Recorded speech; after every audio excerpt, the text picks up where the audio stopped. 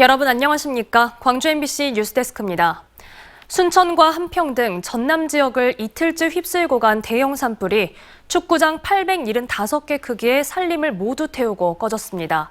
급하게 대피한 주민들은 이런 산불은 평생 처음이었다고 말했습니다. 화마가 휩쓸고 간 한평의 산불 현장에 박종우 기자가 다녀왔습니다. 불이 난 산 바로 밑에 자리 잡은 한평군 신강면의 한 마을주택. 산불이 순식간에 덮치면서 마당에 있던 비닐하우스는 뼈대만 남았습니다. 쌓아놓았던 잡목들도 모두 타버렸고 인근 논두렁과 밭두렁도 불에 새카맣게 그을렸습니다. 산에서 강한 바람을 타고 날아온 불씨가 인근에 있는 비닐하우스는 물론 내부에 있던 농기계까지 모두 태웠습니다. 이제 올해가 80인데 처음 봤어. 나도 여기 시집 와서 처음이네. 눈을 둘 다 수술했어. 그런데 약을 또 안 갖고 가는 게 또. 강풍을 타고 온 불씨는 1분 만에 복분자 제조 공장을 집어삼켰습니다. 거센 불길에 공장 외벽은 까맣게 탄 채 종잇장처럼 구겨졌고 철골도 흙더미에 깔린 듯 주저앉았습니다. 공장 건물 4동이 모두 순식간에 사라져버렸습니다. 처음에는 뭐 뻔히 보여서 불이 금방 끌 줄 알았어요. 근데 이제 그때 바람도 있고 해서 생각보다 빨리 번졌고. 주민들이 모두 대피해 썰렁해진 마을은 화마가 지나간 흔적만 남았습니다. 산불로 마을 곳곳에는 보시는 것처럼 뿌연 연기가 가득하고 아직도 매캐한 냄새가 가득합니다. 하루 종일 산불 진화에 매달렸던 소방관과 산림 진화 요원들. 주민들의 안전을 위해 사투를 벌였던 그들의 현장복과 얼굴은 검게 그을려 있고 지친 기색이 역력했습니다. 산불이 마을을 덮치자 주민들은 옷가지도 제대로 걸치지 못한 채 집을 빠져나와야 했고 경로당에서 그리고 마을회관에서 뜬 눈으로 밤을 지새웠습니다. 주민들은 자식들에게 무사하다는 안부를 전하기에 바빴습니다.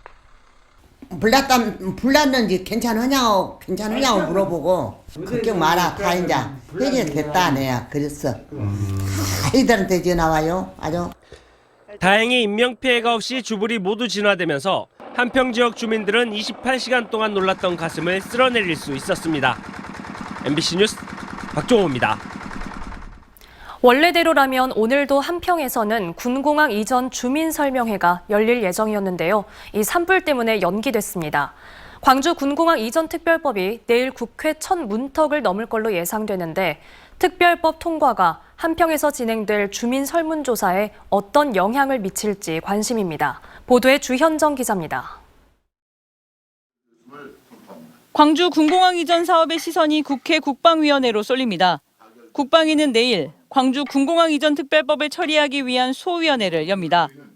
이 특별법은 국회 국방위원회 법안소위위원회 1호 안건으로 이름을 올렸는데요. 법안소위를 통과하면 이튿날로 예정된 국방위원회 전체회의 의결을 거쳐 다음 주로 예정된 국회 법제사법위원회에서 대구 경북 신공항 특별법과 함께 동시에 처리될 예정입니다. 이 단계까지 진행된다면 구분 능선을 넘는 셈 13일로 예정된 본회의 통과만 남습니다. 기존 부지 개발 비용으로 사업을 추진해야 했던 기부대 양효 방식에서 부족 예산을 정부로부터 지원받을 수 있는 근거가 담긴 이 특별법이 통과되면 군공항 이전 사업의 가속도가 붙을 전망입니다. 지금 예정으로는 아마 거의 그렇게 될 것 같은데요. 네. 4월 13일 날 본회의가 있습니다. 4월 13일 오후에. 그때 광주 군공항 특별법과 대구 경북 신공항법이 함께 본회의를 통과될 예정입니다. 이제 남은 과제는 예비 이전 후보지 결정. 가장 유력한 지역은 한평입니다. 최근 넉 달 새 4번의 주민설명회와 2개의 유치위원회가 출범하는 등 전에 없는 찬성 여론이 형성되고 있기 때문입니다. 하지만 반대 여론도 있는 만큼 한평구는 여론조사 기관에 의뢰해 5월 중에 찬반 조사에 나설 예정입니다. 일부 군민만을 대상으로 하는 게 아닌 한평 군민 모두를 대상으로 유치 의견을 물을 계획입니다. 맹목적으로 찬성할 게 아니다. 또 맹목적으로 반대도 해서는 안 된다고 생각합니다. 오로지 국민 여러분 스스로의 결정에 의해서 이루어진다는 생각을 가지셨으면 좋겠다는 말씀 올립니다. 한평구는 과반 이상의 찬성이 나올 경우 국방부에 유치 의향서를 제출하겠다는 입장입니다. 이후엔 국방부가 유관 자치단체들의 의견과 이전 비용 추계 결과 등을 고려해 올해 안으로 예비 이전 후보지를 선정합니다. 일단 전제는 군공항 특별법의 국회 통과입니다. 첫 관문을 잘 넘을지 지켜볼 일입니다. MBC 뉴스 주현정입니다. 9살 어린이를 자신의 집에 데리고 가던 수상한 남성을 한 시민이 끈질긴 추격 끝에 막아냈다는 소식 전해드렸죠. 이 시민을 직접 만나 어떻게 해서 그런 행동을 했냐고 물으니 저도 부모라서요 라며 당연한 일을 했을 뿐이라는 답변이 돌아왔습니다. 김초롱 기자입니다. 빨간 모자를 쓴 남성이 한 여자아이를 자신의 집으로 데려가고 있습니다. 그리고 이 남성과 여자아이의 뒤를 바짝 쫓고 있는 40대 남성, 이모 씨입니다. 당시 공원에서 자녀들과 함께 있던 이 씨는 술을 마시던 남성이 여자아이를 데리고 가는 것을 보고 수상하다는 것을 직감했습니다. 그리고 이들의 관계를 물었는데 아이는 다소 부자연스러운 모습이었습니다. 잠시 머뭇거리더라고요. 그러면서 친삼촌이라고 하면서 이제 그 남자가 옆에서 자기가 친삼촌 맞다고 그리고 인형 주러 간다고.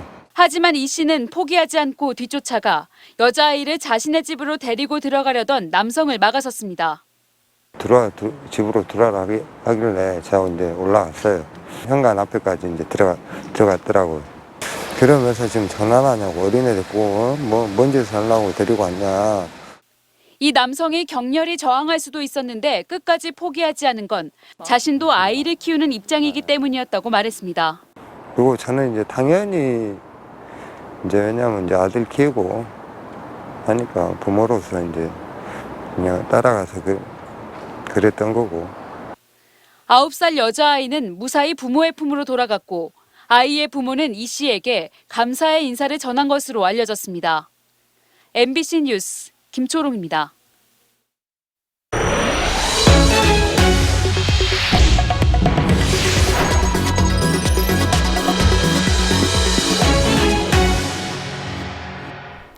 오늘로 순천만 국제정원 박람회가 문을 연 지 나흘째입니다. 당초 예상과는 달리 지난번보다 3배 많은 방문객이 박람회장을 찾는 등 큰 인기를 끌면서 주변 상권은 모처럼 활기를 띠고 있습니다. 강서영 기자입니다. 풍차 주변에 튤립 모양으로 아름답게 핀 꽃들이 저마다의 빛깔을 뽐냅니다. 평일인데도 관람차 매표소 앞은 탑승을 기다리는 관람객들의 긴 줄이 이어집니다. 지난 토요일부터 나흘간 박람회장에는 36만여 명이 방문한 것으로 집계됐습니다. 지난 박람회의 같은 기간 방문객보다 3배가량 많습니다. 특히 어제와 오늘은 평일인데도 불구하고 평균 5만 명 가까운 관람객이 다녀간 것으로 집계되는 등 연일 많은 방문객이 몰리고 있습니다. 주말에는 너무 사람이 많기 때문에 좀 한가하고 그런 날을 정해가지고 왔는데 그럼에도 불구하고 워낙 사람들도 많고 그러네요. 새로운 정원 콘텐츠들도 인기를 끌고 있습니다. 정원에서 하루를 보내는 가든스테이의 경우 4월 한 달 예약률이 85%에 달하고 있고 국가정원 식물원과 시크릿 가든 역시 개장 첫날 하루에만 8,500여 명이 방문했습니다. 이에 따라 박람회 개장 첫날에만 입장권, 식당, 기념품점 등 총 매출만 5억 4천여만 원에 이르고 있습니다. 연일 많은 방문객이 찾아오면서 그동안 코로나로 어려움을 겪었던 주변 상권들도 점차 살아날 기미를 보이고 있습니다. 예전은 아무래도 몸은 힘들어도 기분은 많이 좋습니다. 우선은 예전 매출이 50% 이하였다면 한 70% 정도? 보다 넓어진 박람회장과 한층 새로워진 볼거리를 통해 7개월간의 대장정에 들어간 순천만 국제정원 박람회. 정원박람회 조직위원회는 앞으로 꽃이 만발한 정원에서 풍성한 문화 행사를 진행해 관람객들의 오감을 만족시키는 박람회를 만들겠다고 밝혔습니다. MBC 뉴스 강서영입니다. 코로나19 여파로 중단됐던 여수 국제크루즈선 입항이 3년 만에 재개됐습니다. 2만 8천 톤급 크루즈선 실버 위스퍼호는 오늘 오전 6시 30분 미국 유럽권 승객 680여 명을 태우고 여수항 여객선 터미널에 도착했습니다. 승객들은 여수시의 환영 행사를 시작으로 박람회장 스카이타워와 오동도, 순천 정원 박람회장 등을 둘러보고 10시간가량 머문 뒤 일본으로 향했습니다. 윤석열 대통령이 양곡관리법 개정에 대한 제2요구, 즉 거부권을 행사한 것에 대해 광주 지역 농민단체들이 집회를 예고하는 등 강한 반발이 예상됩니다. 전국 농민의 광주전남연맹은 노동자들의 최저임금을 보장하는 것처럼 양곡관리법 전면 개정을 통해 농민에게 최소한의 생산비를 보장해야 한다며 이번 주 안으로 집회를 열어 윤석열 정부에 대한 투쟁을 전개할 것이라고 밝혔습니다. 앞서 윤석열 대통령은 오늘 오전 용산 대통령실에서 국무회의를 주재하고 양곡법 개정안은 농업인과 농촌 발전에도 전혀 도움이 되지 않는 전형적인 포퓰리즘 법안이라며 거부권을 행사했습니다.